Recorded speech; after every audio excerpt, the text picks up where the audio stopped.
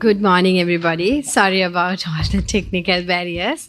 So we are starting the Cerebral Palsy Symposium on Cerebral Palsy. As all of you know, Cerebral Palsy is a very common condition amounting to about 2.5 to 5 per 1,000 live births. It's a very good start for the conference. So it's my pleasure to introduce my colleague, Dr. Dilini Viplaguna.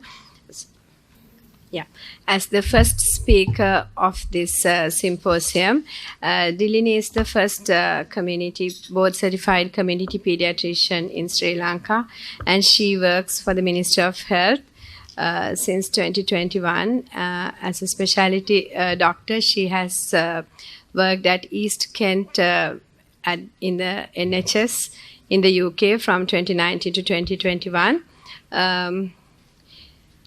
She's a global leader for young children 2022-2023 for early child development and education in the World Forum Foundation, and a representative from Sri Lanka to Asia Pacific Regional Network for Early Childhood Development. She was an international scholar at the Australasian Academy of Cerebral Palsy and Developmental Medicine. She's a council member of the Sri Lanka College of Pediatricians and Sri Lanka Association for Child Development, and a member of Technical Subcommittee of the National Steering Committee on Childhood Developmental Disabilities. She is the PI of the Namaste Neurodevelopment and Autism in South Asia Treatment and Evidence Project, which is funded by the NIHR UK. She's a leading, she has several publications in developmental pediatrics in indexed journals. So let's welcome Dilini and let's start the symposium. Thank you, Dilini.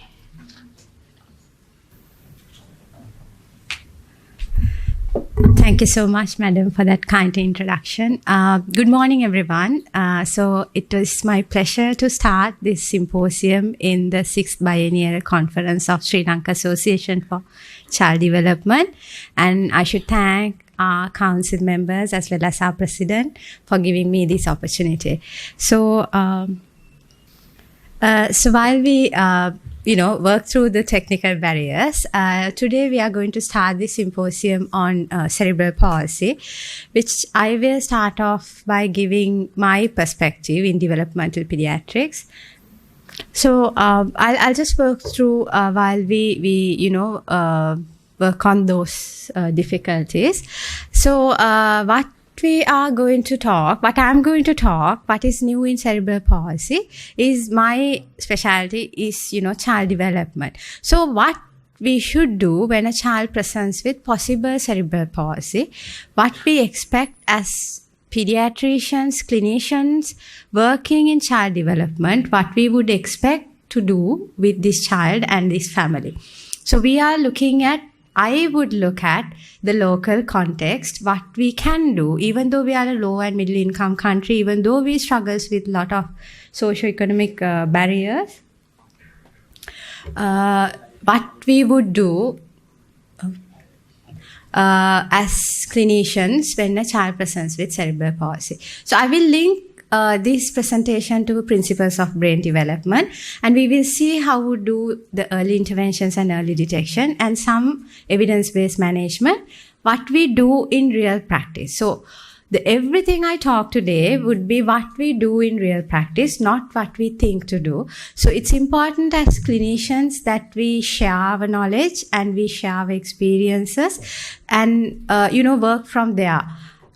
So, cerebral palsy, as we all know, is a group of disorders. It's a permanent one, but the clinical picture is not unchanging, and it's a disorder of movement and posture and motor function and activity limitation. So what happens? There's something non-progressive inference in the developing brain, and this will result in motor disorder as well as some associated complications. So our brain, as we all know, develops since the time we conceive, and the neurons make pathways mostly by experiences, and more we make more we experience something, the pathways grow stronger. And if we have less experiences on certain way, the pathways die off. So those are the principles behind neural plasticity when we talk about cerebral palsy. Now, when the brain is developing, making these synapses, if something happens, there's some non-progressive insult happens to developing brain, and this is where we get cerebral palsy. So what sort of things we talk about as these non-progressive inferences? There could be plenty. So it starts from antenatal period, perinatal to early years. The inferences can happen during the developing period of brain. Now, it's very important when we look at the synapse formation, it doesn't happen at a cross-section at once. It happens in different stages, and depending on the time, the synapse formation is at peak or at plateau, we talk about sensitive periods. So it's very important as pediatricians, as clinicians working with children, we identify that synapse formation actually come to a plateau and the rate goes down within very early years. So when we intervene to child with possible cerebral palsy even, the early interventions really matter based on these principles. Now, even though the neuroscience say that, the same thing is supported by the researchers done in the practical settings. So it shows when you do early accurate diagnosis and interventions, children's motor and cognitive outcomes improve. The children have less complications due to cerebral palsy, and most importantly, families prefer early diagnosis.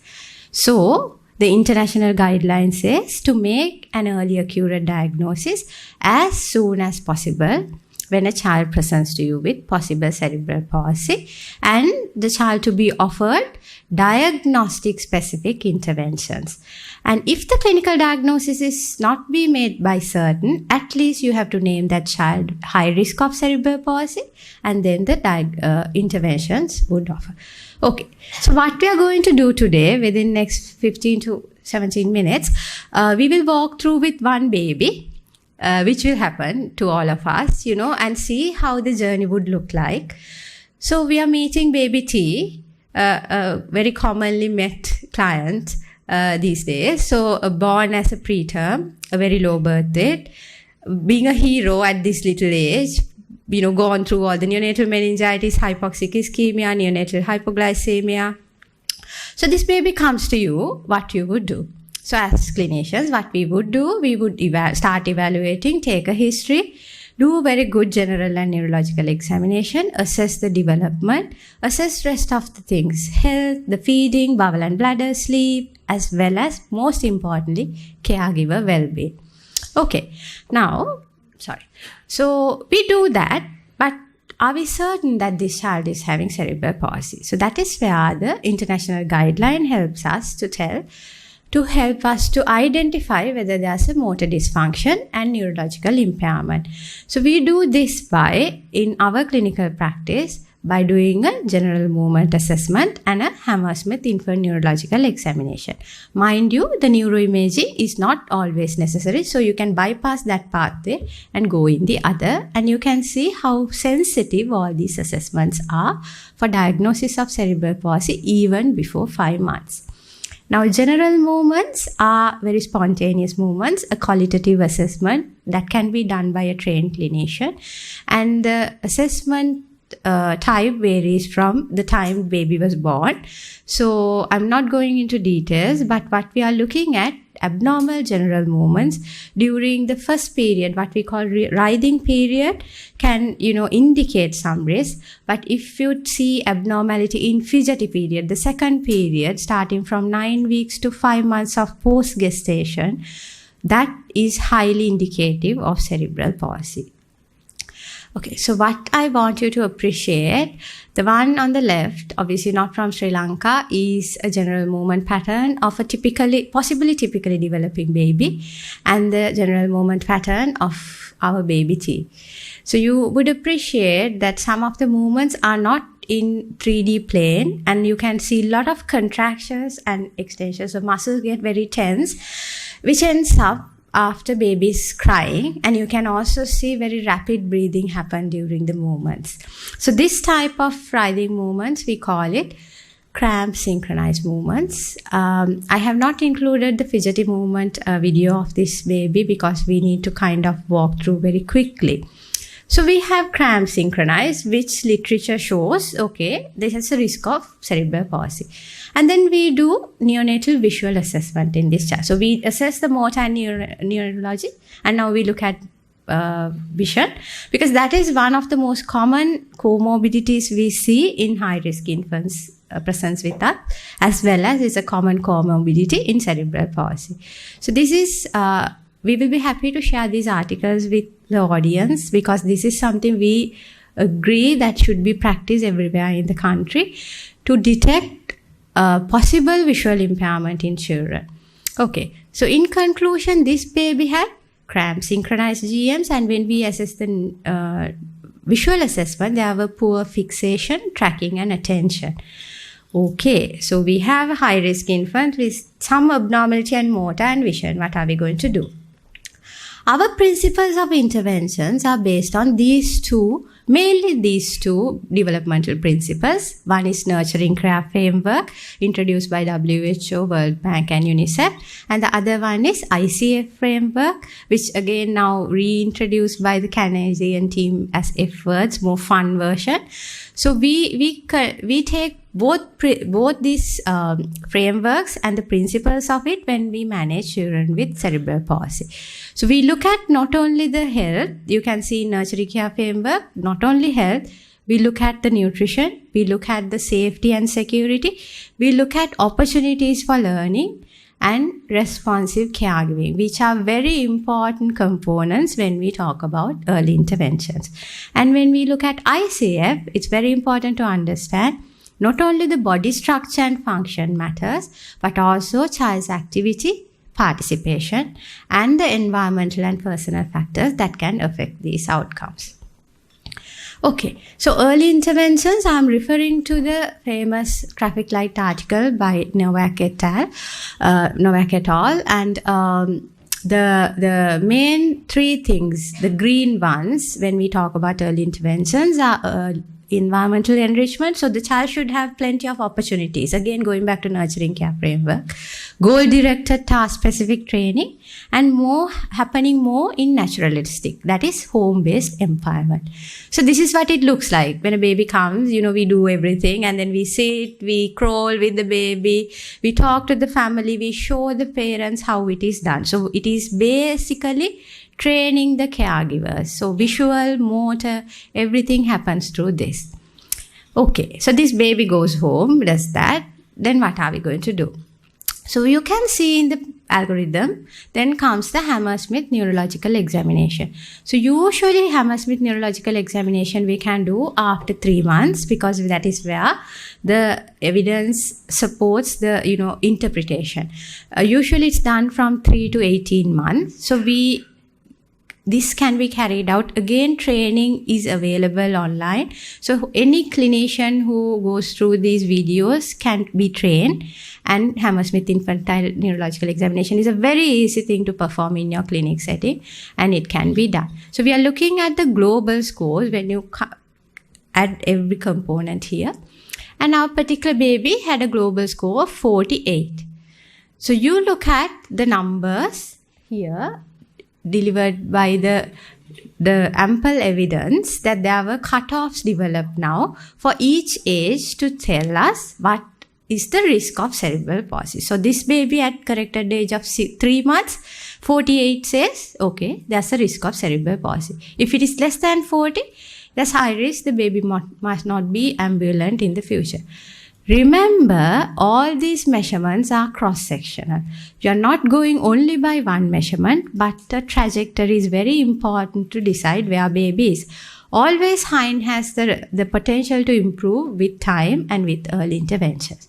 Okay, so you do assessment serially, you continue your developmental approach, and you do evidence-based or evidence-informed practices. Now, what are these practices? So I said, according to ICF, we are looking at the function of the baby. Now, when you talk about cerebral palsy, we have different functions from top to bottom. So there's a visual function classification. We talk about communication functional classification. We talk about eating ability. We talk about manual ability for hands. And we talk about gross motor ability. So everything is function. Okay, so for motor function, what are we going to do? So we base our assessments mostly on standardized assessments, and the hypertonia assessment tool is one thing we use in clinic settings to decide what type of hypertonia this child has. So as you can see in this video, this child has a spastic catch and increased resistance to high velocity passive stretch, which is spasticity. And then, okay. I don't know why that happened. It was okay in the laptop. So you're welcome to, bend your neck and say, or you can just imagine. So what happens when this baby walks, when this child walks?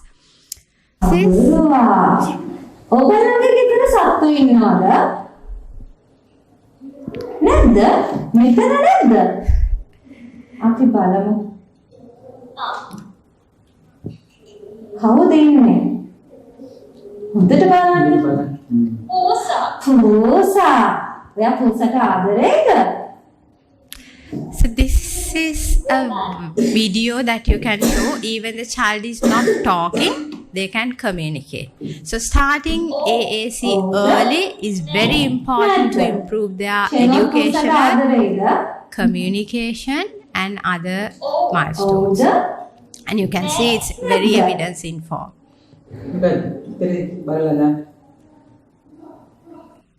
Okay.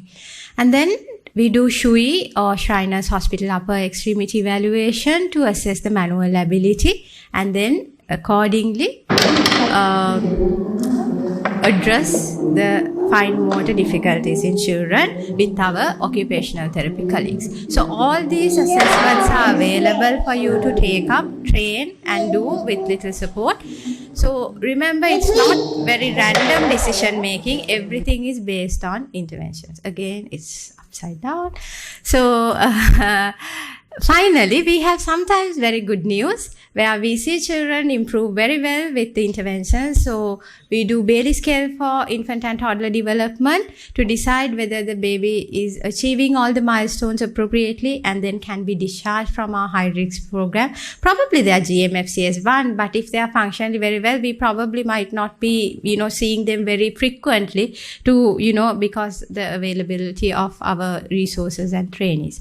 Finally, we go by this, again, as I said, I'm going by child development. So this is bioecological model by Brentford Brenner. So what we always tell is child is not isolated person. There's a lot of systems going on around the child. So you need to think about education, the society, the school, how they interact with the society and everything when you find intervention. So what you really need to remember, time matters. Early detection really matters. Early interventions matter. Timely assessments matter.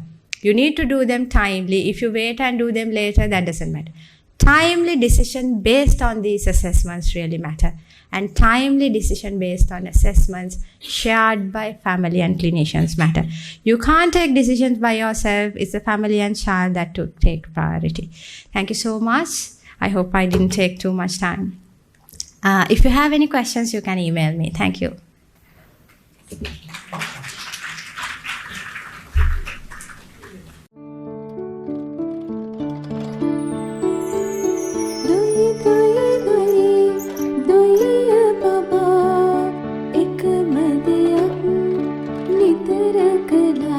දරුවා එකමදේ නැවත නැවත කිරීම, සෙල්ලම් බඩු එක දිගට තැබීම, autism තත්ත්වයේ ලක්ෂණයක් විය හැකි. ඕටිසම් ලදරුවියේදීම හඳුනාගතහොත් හොඳින් පාලනය කළ හැකි.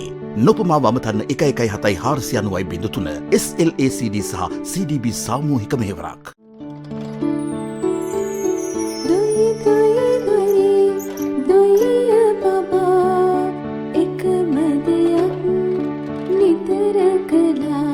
If your child focuses on things in a repetitive or obsessive way, it could be a sign of autism. Autism can be successfully managed if identified at an early age. Call our helpline on 0117490000, a joint effort by the SLACD and CDB.